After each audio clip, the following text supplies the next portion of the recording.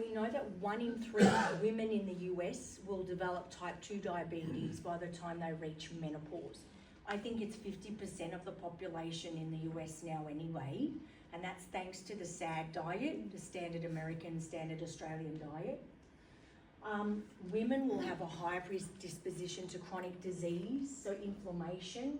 We see a higher calcium score, so the increased plaque, so there's increased arterial and atherosclerosis as well with menopause. We have a higher HbA1c, or the glycosylation of blood sugars over the 3 months when they get tested. Metabolic inflexibility, which is a problem, and cholesterol, including triglycerides, so that will lead to heart disease, stroke, and that metabolic syndrome.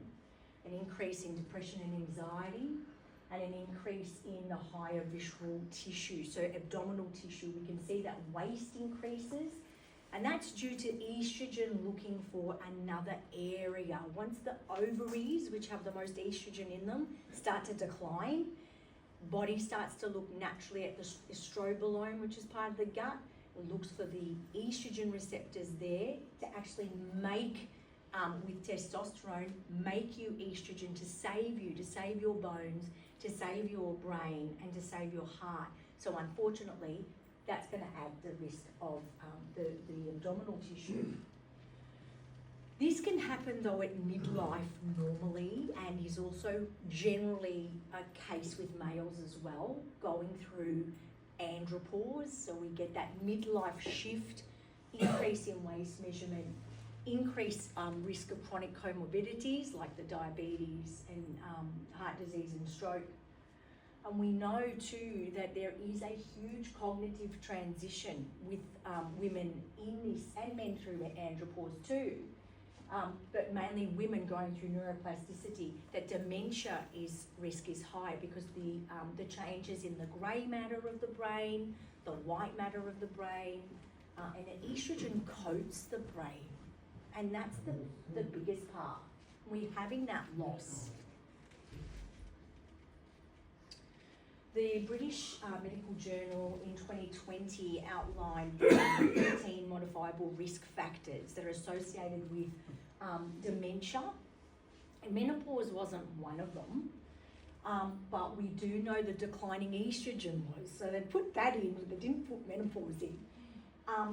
So what do we do about this? We know that if we want to increase our estrogen in our brain, or we want to make sure we're staying at bay from dementia, is that we look at polyvagal techniques. I have more information on that if you want to see me later. We know magnesium helps with increasing those GABA receptors in the brain, the feel good, what we're losing with progesterone declining in this stage as well. Making love helps, getting out in nature, returning back to self, looking inwards in your presence, and also no pressure. I think we feel so much under pressure, and at this stage of the lifespan, women are feeling this due to being part of the sandwich generation. They're caring for kids still maybe at home. Some of them have teenagers still at home, aging parents, financial difficulties, pressures with their relationships and their husbands, or partners. The landscape of the brain is changing for women. Men are becoming a little bit more sensitive, and sometimes it's a bit like the passing ships in the night. We can tend to lose that communication with our partner, and that is what's adding extra pressure and adding extra, issues for women during this stage of the lifespan. So it is really an important thing to really look at: grounding, taking the right supplements, doing those things, getting out, pausing. I call it the Pomodoro effect. Well, it is, right? It's taking that 15 minutes, even when you're working. Sometimes we can get stuck at desks, working away, the day will just go.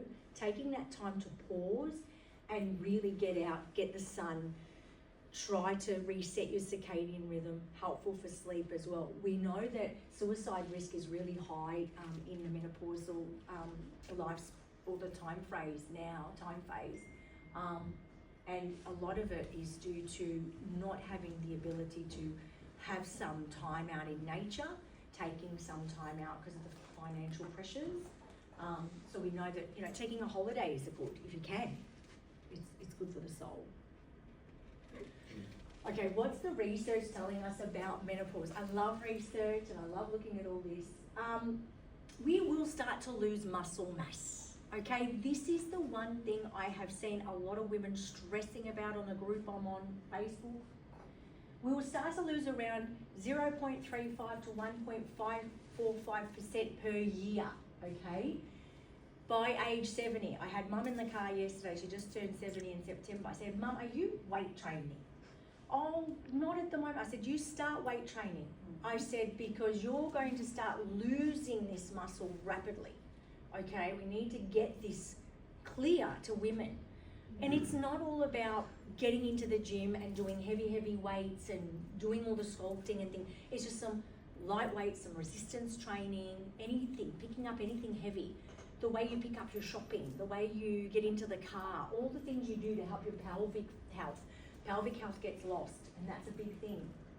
Women will have less laxity and of their muscles, and flexibility starts to go downhill. So balance, think about balancing and doing all the things like that. Yoga, Pilates, anything that's going to really be great for your balance, because balance helps, definitely. The falls and fractures are really big at this time, and look, there's many reasons for that.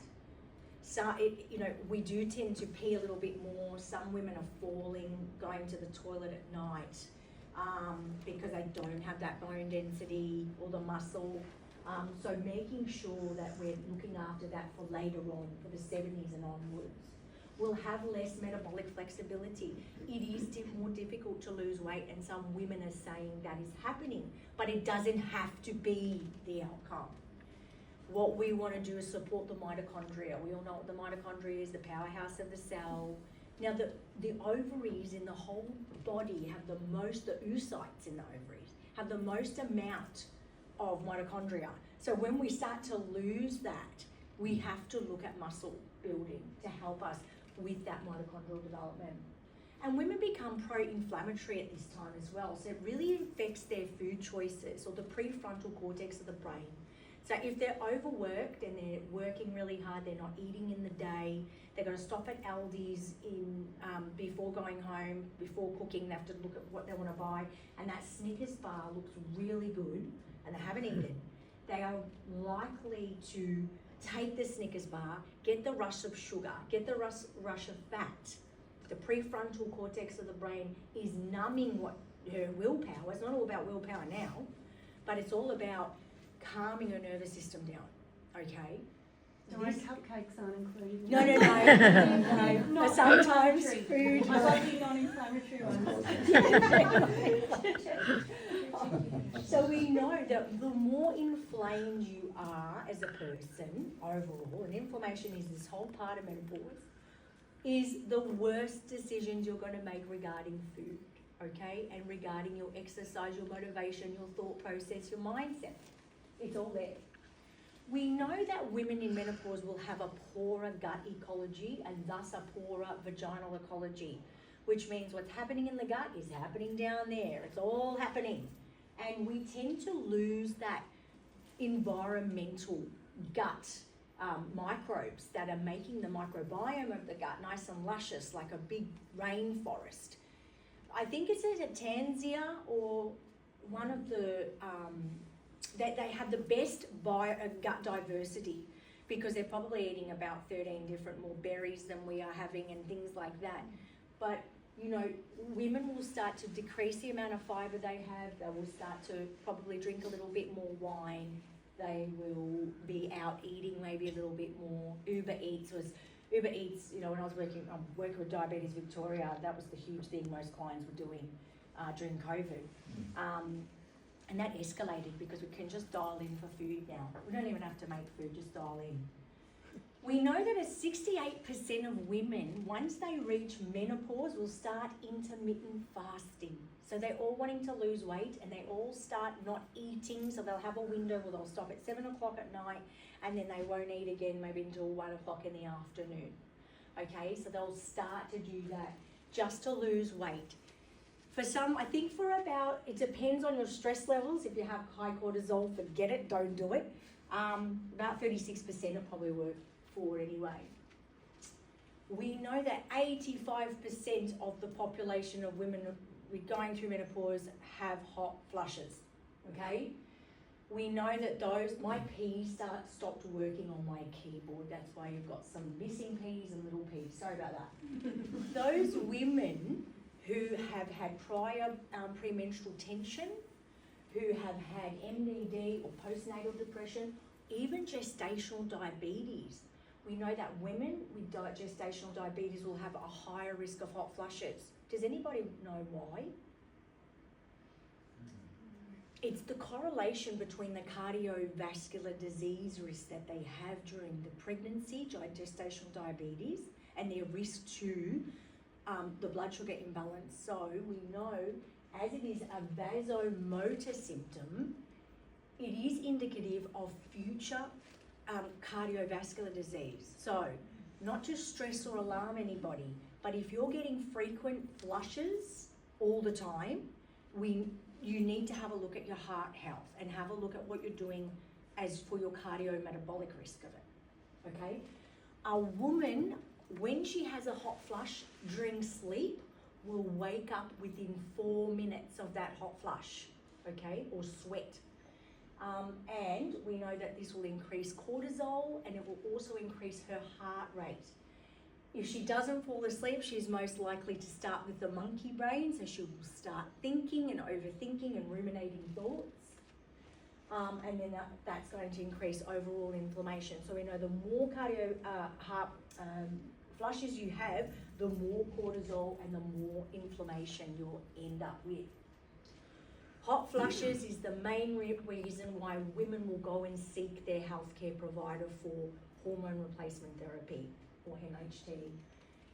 SSRIs and SNRIs are also being given to women in the perimenopausal stage. They will be given to them in the luteal phase mainly to help also with PMD, or PMS, but we know that it's HRT. This is such a window of opportunity. What are they? I mean, HRT is hormone replacement therapy? Yes, so Yeah, antidepressants. yeah, and the antidepressants as well. So women are, we do know that they do work really well for hot flushes. This is such a critical stage of the lifespan, okay?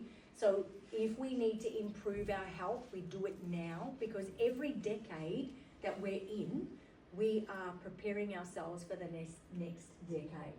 So improving our health parameters is so important. Okay, so what's been helpful for hot flushes? We know that a diet rich in legumes and pulses is really good because of the phytoestrogens in them. They also have really good B vitamins, so it's really good with the inositol. Soy products, so being mindful of not the isoflavones, so no like soy chips and soy little snacky macky things, but we're looking more at your edamame, you know, your beans and things like that you can have. They're all great. Being mindful if you have a incidence or risk of estrogen dependent cancers and things like that is another story. Speak to your provider about that. Black cohosh is really good, though it's so crazy. I'm herbalist as well, so it's crazy. The research is not overwhelming for hot flushes, but women do use it and have said it's great. Sage in a spritzy. I'm going to be doing an expo on the weekend in Sydney, a menopause expo, and I will have these spritzers, these sage ones that you can just put on. We know that it'll actually help to relieve the vasodilation and help with the heat. Lavender, lavela, so that will be really good on the forehead. We know that milk thistle really helps, so liver congestion's a big part of hot flushes, okay? So really look at your liver. Saffron, which is really good, it's a good form of an antidepressant, natural one. It just calms the nervous system and the periphery. Going to bed naked. We know that that is the best way to help waking up from a hot flush, okay? And having nice cotton sheets, something that's really light. There's a lot of different clothing things out there probably at the moment, bedwear and things like that. I haven't gone through that.